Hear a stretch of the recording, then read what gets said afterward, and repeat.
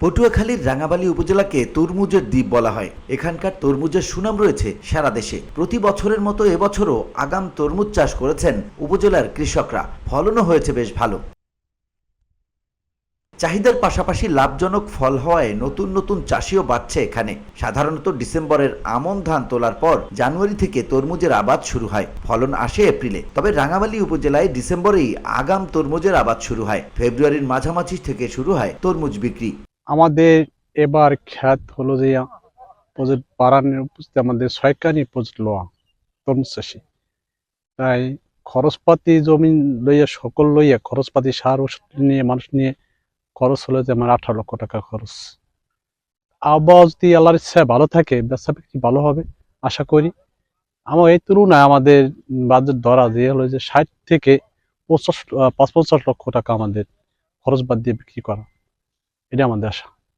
এবার যদি ভালো বিক্রি আমি করতে পারি যে 60 থেকে 55 লক্ষ টাকা যদি আমাদের হাতে আয়, আল্লাহ ইচ্ছা সকানি লইছে আরো 6কানি আগামীতে আল্লাহ ইচ্ছে বাড়াবো। উপজেলার কাউখালীর চর, পাঙ্গাশিয়ার চর, চর ইমারসন সহ বিভিন্ন চর ঘুরে দেখা গেছে বিস্তীর্ণ ক্ষেত জুড়ে তরমুজের সমারোহ।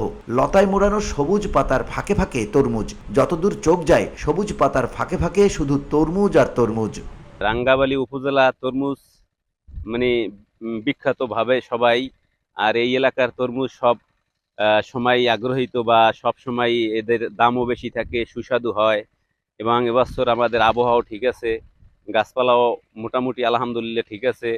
এখন কিছু মানুষে তরমুজ বিক্রি করতেছে, এরা খুব ভালো দামে বিক্রি করতে আছে। আর যারা মাঠে আছে এদেরও ফসল মানে খুব তাড়াতাড়ি বিক্রি করা সম্ভব। বসুন্ধরা, উত্তরা, বনশ্রী, কুড়িল ও বাড্ডা সহ রাজধানীর বিভিন্ন স্থানে অভিজাত ও অত্যাধুনিক মানের ফ্ল্যাট কেনার এক নির্ভরযোগ্য প্রতিষ্ঠান প্লেজেন্ট প্রপার্টিজ লিমিটেড। তাই আপনার স্বপ্নের আবাসনের জন্য আজই যোগাযোগ করুন। Pleasant properties limited, where destiny matches eventually. আমরা 6কানি বইতে তরমুজ দিছি আল্লাহর রহমতে। আমরা 3 লক্ষ টাকা কানি বইতে খরচ গেছে। তা আল্লাহর নাম লিয়ে ফসলটা খুব ভালো দেখা যায়। আবার যদি আল্লাহর ইচ্ছে ভালো থাকে আমরা 40 থেকে 50 লাখ টাকা বিক্রি করব। কৃষি বিভাগের তথ্য মতে এ মৌসুমে রাঙাবালীতে এবছর 8250 হেক্টর জমিতে তরমুজ আবাদ করা হয়েছে। গত বছরের চেয়ে এবছর তরমুজ আবাদ হয়েছে বেশি। শুধু তরমুজ দিয়ে আমরা ধান দিই না, মানে ধান দিলে এবং তরমুজটা লাস্ট হয়ে যায়। লাস্ট হইলে বেচা বিক্রি ভালো হয় না, কারণ বর্ষা বাদলে পাইয়ে যায়। এই কারণে আবহাওয়া ভালো থাকলে একটু আমাকে বেচা কিনা ভালো হয়। গত বছর মনে করেন তরমুজে অনেক লস হয়েছে। বছর আবহাওয়া আল্লাহ মোটামুটি ভালো রাখছে, এই কারণে একটুখানি ভালো আছে। যদি এই টাইমে থাকে তাহলে কিছু লাভবান দেখা যাবে। এটা নতুন জমি, অন্য অন্য জায়গায় পুরান জমি আছে সেই জায়গায় মরে গেছে। বছর অনেক জায়গায় মরে অনেকের ক্ষতি হয়েছে, অনেকে লস খেয়ে ঢাকা ঢুকেও চলে গেছে। হ্যাঁ, আমাকেও গাছপালা যেভাবে ফল দেখা যায় এবছর লাভবান হতে পারে।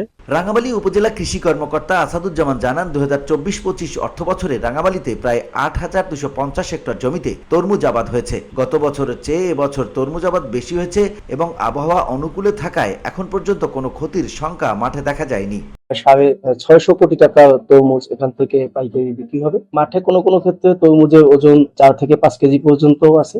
23-24 অর্থ বছরে কিছু কিছু জমিতে তরমুজের ঢলে পড়া রোগ আমরা দেখতে পেয়েছিলাম এবং সেগুলোকে কৃষি গবেষণায় গাজীপুরে পাঠাই।